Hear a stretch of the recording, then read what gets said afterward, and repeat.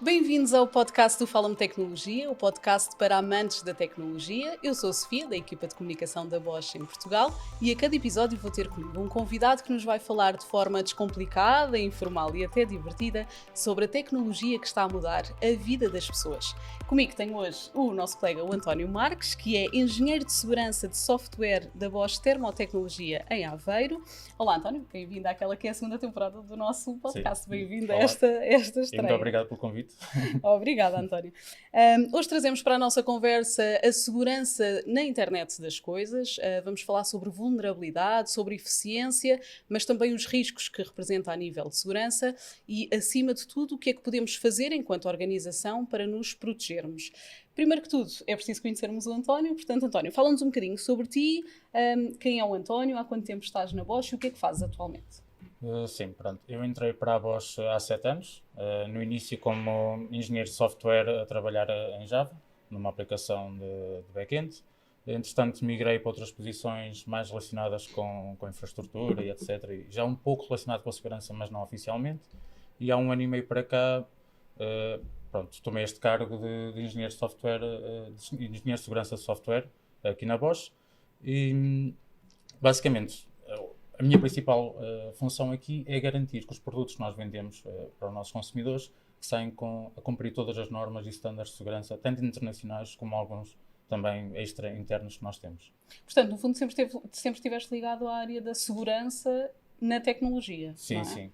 Sempre garantiste que as coisas correm bem, Exato. no fundo. Antes era um não é? pouco implementar as próprias medidas de segurança e agora é mais numa função de validar que todos os nossos produtos realmente têm essas funções implementadas. Olha, e é fácil explicar o que é que tu fazes, porque às vezes as pessoas podem pensar que trabalhar na área da segurança é um bocadinho complicado da internet, não é?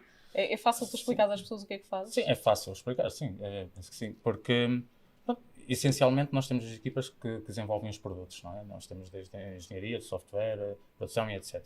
Estes produtos são criados, são projetados inicialmente, ou depois na fase de implementação, e depois quando queremos lançar para o mercado, o que eu faço é recebo esses produtos, por norma não estamos a falar de produtos físicos muitas das vezes, mas apenas software, quando são serviços, são lançados nas clouds, etc. E a minha equipa recebe esses produtos e valida que realmente cumprem todas as normas de segurança, ou seja, basicamente fazemos um controle de qualidade na área da segurança Da internet, sim, não é? na área da segurança, sim, da conectividade para os produtos que são feitos cá, pronto. E para fazeres disto, imagino que sejas um apaixonado pela tecnologia, nem seria de outra Sim. forma, não é? Não estarias tu na Bosch, não seria de outra forma. O que é que nasceu primeiro? Foi esta tua paixão pela tecnologia ou foi simplesmente uma oportunidade que te foi sendo dada quando vieste aqui para a Bosch? É assim, claramente foi a paixão primeiro, porque desde sempre, pronto, desde que começaram a surgir os computadores, tive a sorte ou a felicidade de ter um computador relativamente novo, sempre gostei, sempre estive a par da evolução da internet, desde o fim dos anos 90 até agora. Sempre foi algo que me interessou, pronto. Mesmo no secundário, tirei o curso tecnológico de informática, assim, na universidade segui naturalmente informática. E já pensavas na altura como é que era esta questão da segurança? Ou na altura, nos anos 90, acho que ainda vivíamos um bocadinho naquela ilusão de que a internet tinha só as coisas boas, não é? Sim, já sabia um pouco o que aí vinha. Por acaso era um dos temas que eu também gostava bastante e assim que comecei a minha carreira profissional, no início não tive a hipótese de ter um cargo deste, porque essencialmente antigamente as empresas não apostavam na segurança, há 15 anos atrás, então de ter começado por engenheiro de software e entretanto tentei fazer o meu shift e tanto formação extra académica após o curso, mais nesta área, para agora, pronto, finalmente poder estar a fazer o que eu já O que já gostavas, não é? sim, já mesmo antes de ir para a universidade já tinha interesse nesta área. Durante a universidade também desenvolvi, tive algumas disciplinas relacionadas tive um curso muito direcionado a redes e sistemas distribuídos, que basicamente é a internet, posso chamar assim, e pronto, eu gosto bem daí e a vontade. E acompanhou-te sempre, até aos dias de hoje, sim. não é? Olha, o que é isto da internet das coisas? IoT, não é? Internet of Things. O que é isto da internet das coisas? Como se estivéssemos a explicar a uma criança, se calhar de 7 anos, Sim. de 10 anos. O que é isto do IoT? Muito resumidamente é darmos conectividade e inteligência aos tradicionais produtos que nós já tínhamos em casa. Ou seja, isto começou, antes já tínhamos telefones, televisões, etc. há muito tempo. Portanto, começámos a ter os smartphones, as smart TVs, os smartwatches, por aí fora. E Passámos agora, a essa segunda fase, não é? E agora estamos, se dar calhar, numa terceira conectividade. fase. Sim. E, entretanto, temos todos os outros equipamentos que temos em casa, eletrodomésticos completamente normais, aspiradoras, lâmpadas, as campainhas, mesmo frigoríficos, etc. E como fazemos isto ou seja, temos esse eletrodoméstico tradicional e nós adicionamos-lhe um mini computador com conectividade. Ou seja, essencialmente temos-lhe a dar capacidades de processamento e etc. São autênticos computadores, mas em formato mini, ou seja, têm todos os componentes normais de um computador, como processador, tem memória, rede, um sistema operativo, etc. O software que lá que está a ser executado lá para controlar as funções tanto do aparelho como a comunicação. E por norma, estes são ligados às nossas apps nos telemóveis e podemos controlar tudo em casa. Temos um grande benefício em termos de, essencialmente, de conforto nesta. E de eficiência, não é? Porque, no Sim, fundo, isto são coisas que estão ligadas entre si, que trocam dados entre si e com a internet. Não é? Portanto, automaticamente temos tudo na ponta do dedo e conseguimos fazer tudo, não é? Sim, e podemos até considerar também eficiência em termos, por exemplo, energéticos. Portanto, nós aqui também estamos muito ligados na termotecnologia, o aquecimento de águas, e nós podemos otimizar, por exemplo, ao dar estas capacidades inteligentes aos nossos aparelhos, podemos, por exemplo, uma caldeira, por exemplo, tem que aquecer uma casa, e hoje em dia antigamente nós tínhamos que ligar ou desligar, hoje em dia a caldeira pode ver, ok, estou a prever o tempo vai piorar, a temperatura vai descer, posso já começar a aquecer a casa e ter um gasto energético maior. Não é? Exatamente. Nós damos muitas destas funcionalidades aos nossos aparelhos, mesmo também para aumentar a eficiência energética dos mesmos. Pronto, e também... Olha, pegando se calhar nas vantagens que estás a enumerar, falamos de conforto, de tecnologia, claro, de podermos ter tudo na ponta do dedo, falamos de eficiência e que outras vantagens é que podemos ter nesta internet das coisas? Essencialmente, a produtividade, a eficiência, sim. As empresas se calhar têm a ganhar com o facto das coisas estarem ligadas entre si, não é? Sim, também podemos ir por aí, mas essencialmente o grande benefício é o conforto. E nós, tudo isto, o conforto e a eficiência, ou seja, e tudo isto mesmo as empresas que utilizam... pois não é só para o consumidor, não é? Exato, também não é só, para... podemos ter, por exemplo, sistemas, por exemplo, de aspiração. Podemos ter aspiradores, os robôs, não é? Que circulam, por exemplo, num escritório e pronto, então não precisamos de ter pessoas dedicadas a fazer. Automaticamente, não é? Faz aquilo, sabemos quando é que o fez, podemos pôr a fazer durante a noite quando, por exemplo, não está ninguém no escritório, não há qualquer esse tipo de coisa. Podemos aumentar, por exemplo, podemos validar à meia da noite que, pronto, se calhar se as coisas estão a ocorrer conforme... Exatamente, se está tudo direito, ou se deixarmos luzes ligadas, ou tradicional, pronto, o problema que nós vamos acabar para os consumidores, que é, será que deixei o forno ligado quando saí de casa? Será que deixei as luzes, não sei o quê? Será que deixei o portão aberto? Isto é um problema que vai acabar em muito pouco tempo, ou seja, as pessoas vão poder pegar na própria aplicação móvel e confirmar, ok, acedem à aplicação e ver como é que está a casa, ver se tem alguma coisa ligada, se tiver, desligam e... Isto é a fase, inclusive, que nós estamos agora, não é? Da internet das coisas, em que estamos já sim. totalmente ligados, com as devidas consequências também, sejam elas positivas ou negativas, e também já começamos a ouvir falar na inteligência artificial associada ao IoT, não é? Portanto, já estamos quase a dar mais um passo em frente nesta parte da tecnologia também, não é? Sim. Cada vez mais os aparelhos que nós temos em casa começam a aprender sozinhos. Por exemplo, podem perceber como é que são os nossos hábitos, adaptarem-se automaticamente. Uma personalização já muito adaptada. Exato. Portanto, para aí que vai caminhar. Penso que nessa parte ainda estamos mesmo muito na fase embrionária, principalmente também é um tema um pouco... Só temos computadores em casa que aprendem com os nossos hábitos, ou seja, temos que lhes dar bastantes liberdades para eles poderem, não é? E, pronto, sim, nós vemos isso um pouco nas aplicações, e... As aplicações hoje em dia, sejam elas de streaming de séries, de música, o que for, já são totalmente personalizadas, portanto é fácil das pessoas imaginarem como é que é esta a personalização da tecnologia também, não é? Tu já nos deste alguns exemplos, ou até muitos exemplos daquilo que a Bosch tem vindo a desenvolver neste sentido, mas de facto nós temos tido cada vez um papel mais essencial, não é? Nestas tecnologias que vamos desenvolvendo. Alguma que tenha ficado em falta, que seja importante referir?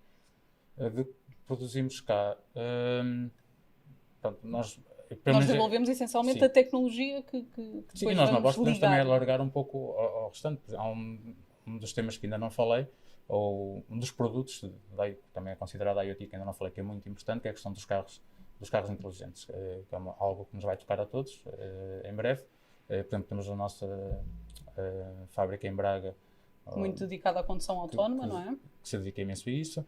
Temos em Ovar também para sistemas de segurança, com câmaras de segurança, também não tinha mencionado esse produto, mas também é bastante relevante. Temos inclusive agora uma nova divisão até que está nas instalações de Ovar, que é da Bosch Smart Home, que se dedica essencialmente a controladores da IoT. Disto que estamos a falar, não é? Até de aplicações que estamos a desenvolver nesse sentido, umas que já estão, outras que vão ser melhoradas, de aplicações que nos permitem de alguma forma gerir as temperaturas, automatizar todos estes procedimentos. Portanto, sempre para amantes de tecnologia, no fundo, é isso que estamos a falar. António, mas se calhar há sempre este reverso da medalha, não é? Claro. Quando falamos de uma coisa boa, inevitavelmente temos sempre que ter a outra parte em conta, e a segurança, a privacidade é realmente uma questão, e cada vez mais nos dias de hoje, não é? Perante as coisas que temos vindo a ver, é realmente uma preocupação. Sim, sem dúvida. Nós não nos podemos esquecer que, se tradicionalmente há pouco tempo em casa nós tínhamos os nossos computadores, tínhamos o nosso router, Wi-Fi, não é? Tínhamos os nossos computadores, talvez os telemóveis e talvez uma impressora ou assim ligada na rede.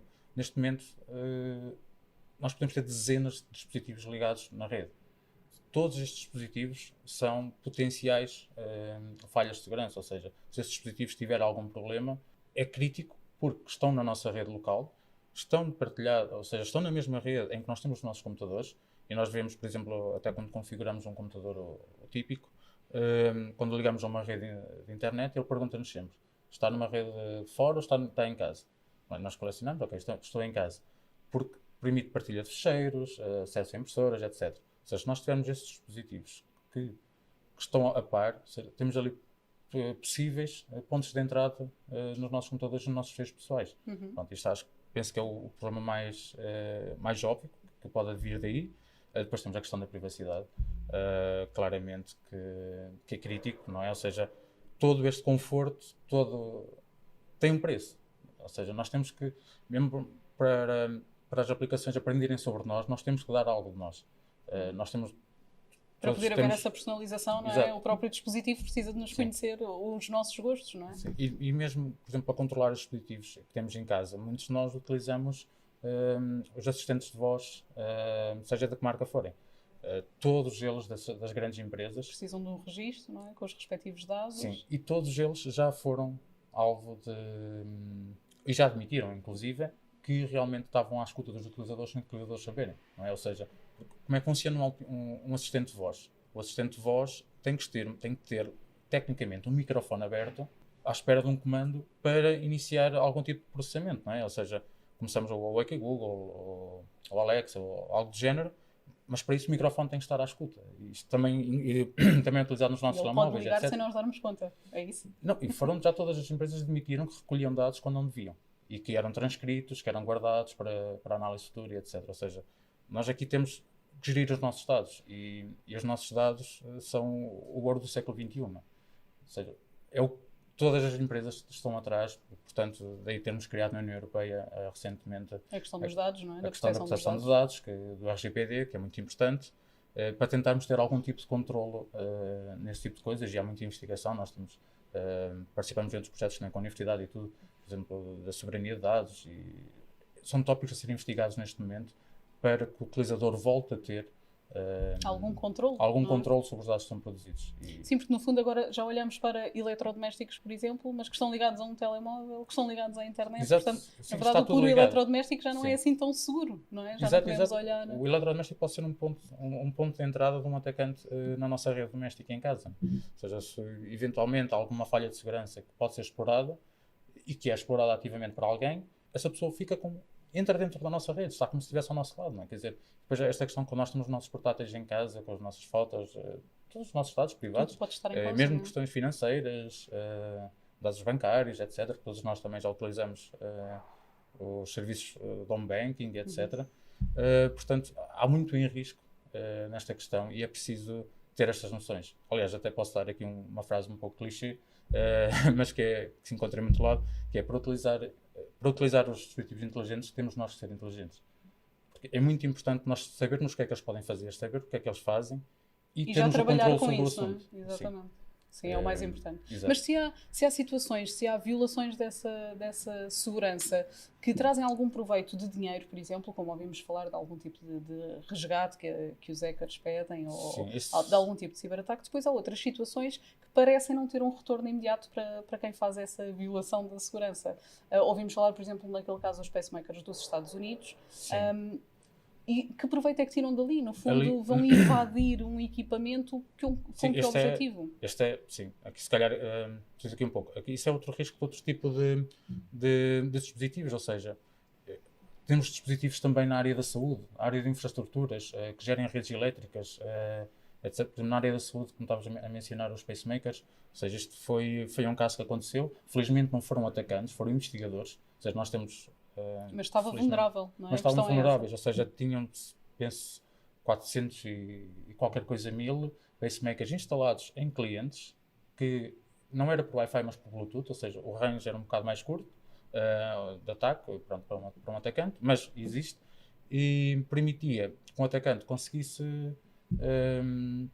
desativar completamente o pacemaker, alterar os ritmos ou esvaziar completamente a bateria, e iria provocar a morte do paciente. Mas era mostrar que estavam vulneráveis? Era esse Exatamente, sim. Felizmente nós temos muitas... Felizmente era por investigadores, não é? Como estás a dizer. Felizmente nós temos muitos e também por parte das empresas também fomentam um pouco isto, e que a Bosch também participa, que oferecem recompensas em dinheiro para os investigadores que encontrem falhas. Ou seja, há mesmo uma procura ativa também por parte de muitas empresas de saberem se os produtos são seguros ou não, e algumas oferecem mesmo quantias avultadas de dinheiro. Sim, e que é quando é descoberta uma falha dessas num dos seus equipamentos. Olha, sobre a Bosch especificamente, isto é uma coisa que dificilmente aconteceria na Bosch, não é? O caso que vimos, por exemplo, da Vodafone, em que pôs em causa dados de clientes, enfim, nem se sabe ainda muito bem os contornos da coisa, e não é da Vodafone Portugal que estamos a falar, mas uma situação do género que traz tanta vulnerabilidade deixa-nos a pensar, mas connosco achas que isso poderia vir a acontecer? Enfim, trabalhamos para que não aconteça, claro. Sim. Mas com as altas medidas de segurança que temos, é difícil que pudesse acontecer connosco, não é? Sim, é difícil. Eu não sei os contornos exatos do que aconteceu na Vodafone. Pronto, não sei, nem vou opinar sobre o assunto. Não é público, aliás, não é conhecido, pelo menos para mim.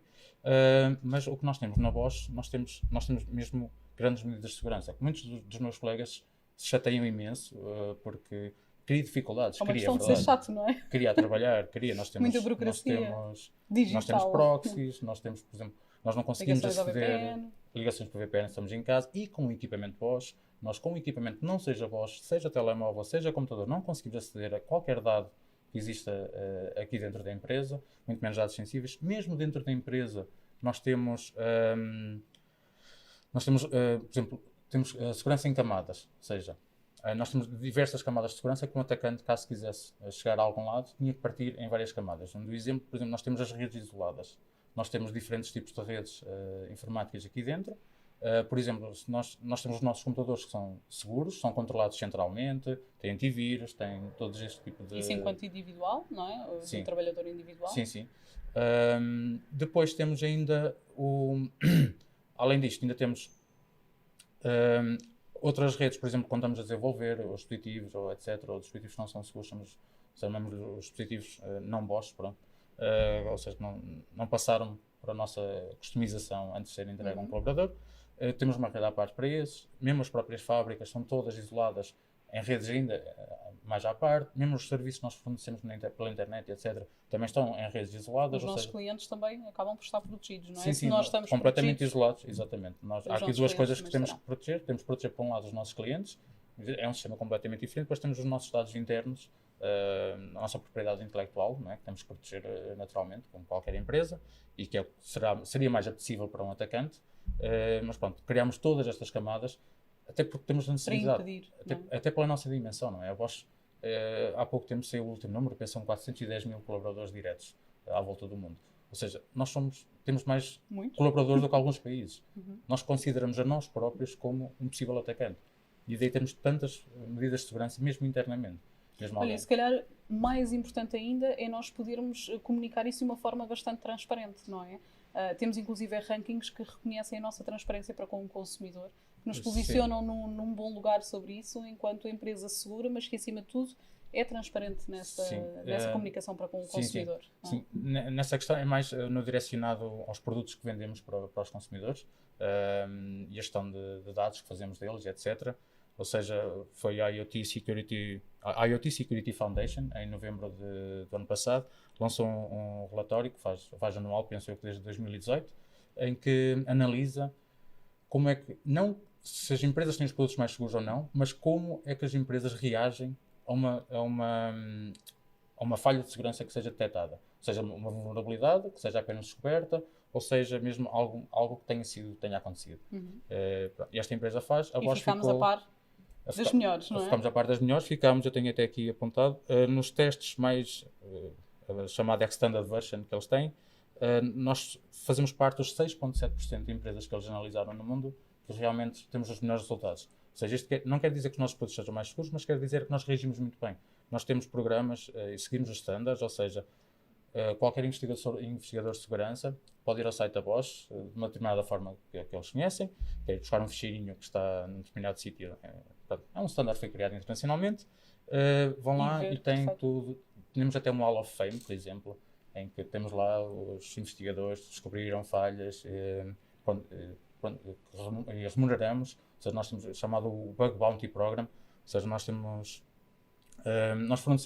nós queremos ativamente os investigadores de segurança que testem os nossos produtos, que encontrem falhas e se encontrarem... Para nós podermos prevenir de alguma exatamente, forma, porque o software, quando nós programamos ou construímos um dispositivo, tem imensos componentes lá dentro.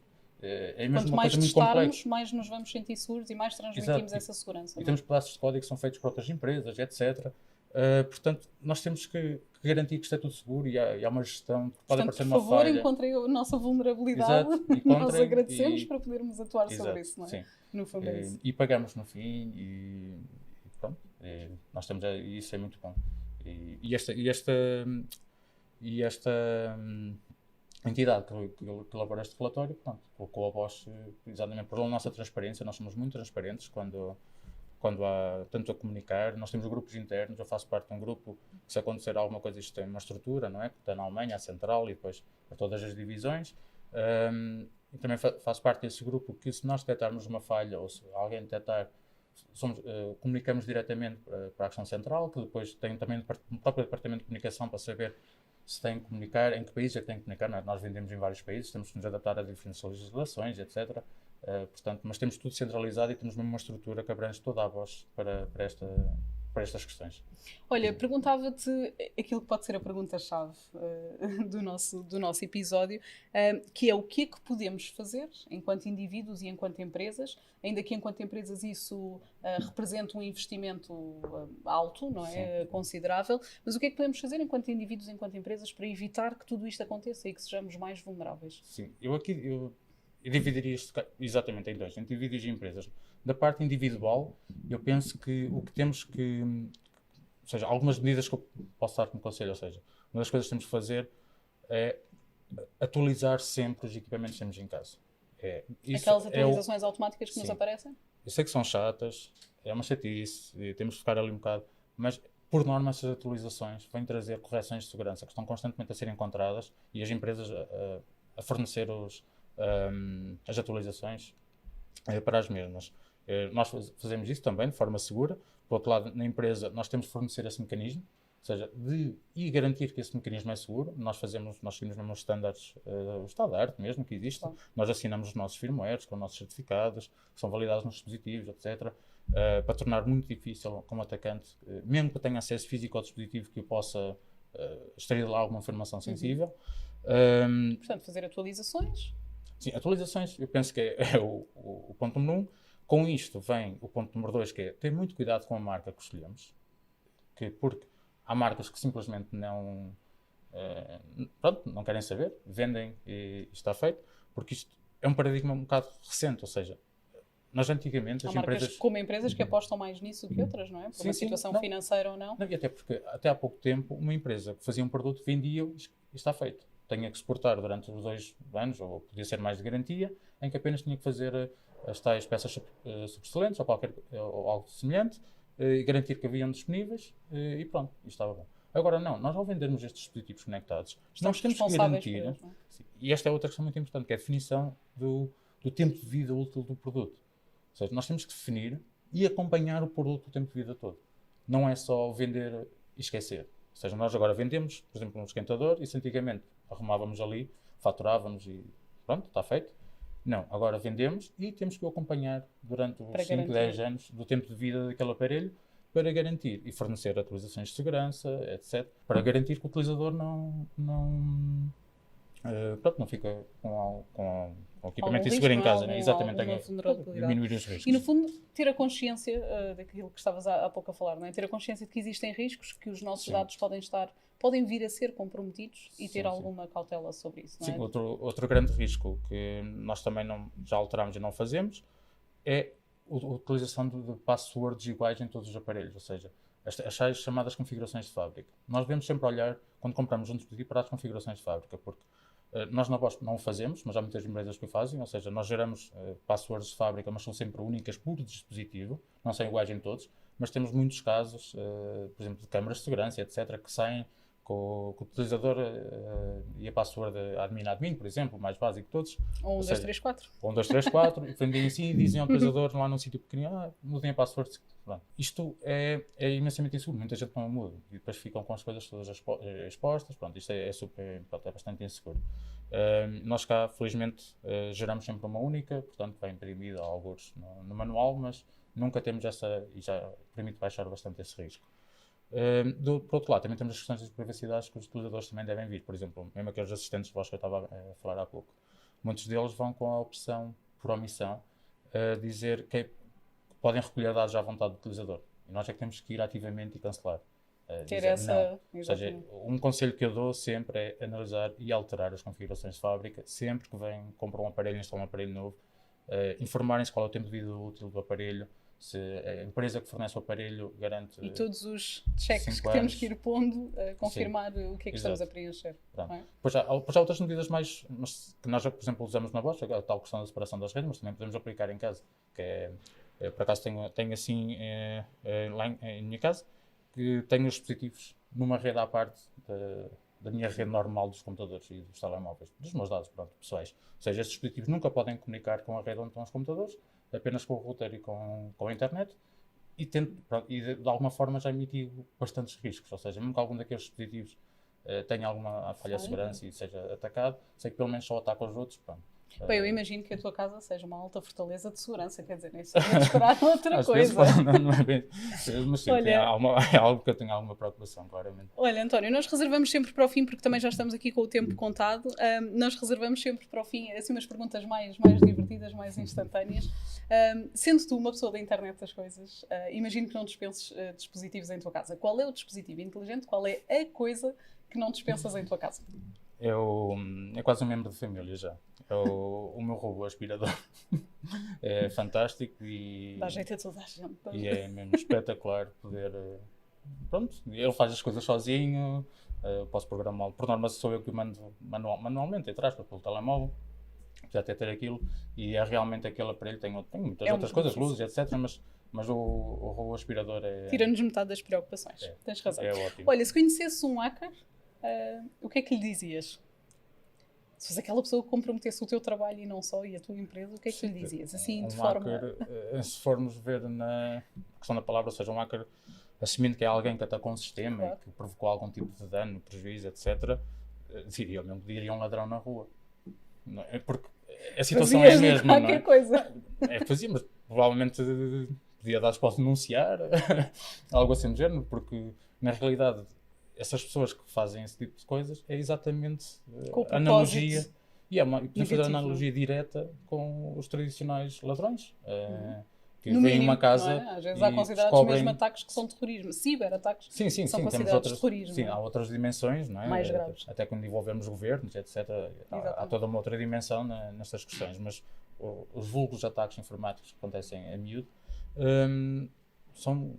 Podemos fazer a analogia direta, ou seja... Portanto, atacante... denúncia e assim umas palavras feias, provavelmente, não é? Sim, provavelmente. Sim, provavelmente tivesse sido a minha. Olha, internet com riscos ou sem internet de todo? Não, claramente com riscos. Com todos os benefícios o que tem, benefício ultrapassa largamente os riscos e, entretanto, nós vamos acompanhando, ou seja, a tecnologia, pronto, mas é assim que funciona, não é? Mas, é o reverso da medalha. vamos mitigando, falamos, exatamente. Mas tem tanta coisa positiva que só podemos escolher. Sim, eu acho que o grande problema aqui é a rapidez com que isto acontece. E a transformação digital tem acontecido nos últimos 10, 15 anos, tem sido gigante e nós temos que acompanhar, temos que não nos esquecer de algumas faixas da população, se calhar com mais idade ou assim, que realmente já é muito difícil estar, pronto, temos de ter algumas preocupações extra, também como fabricantes. Com essas pessoas que podem ser ainda mais vulneráveis. Sim, podem ser ainda mais vulneráveis e não os podemos deixar para trás simplesmente porque quando nasceram isto não existia, portanto não é motivo para... Sim, para ficarem em risco, não é? António, obrigada por esta conversa, obrigada por este bocadinho.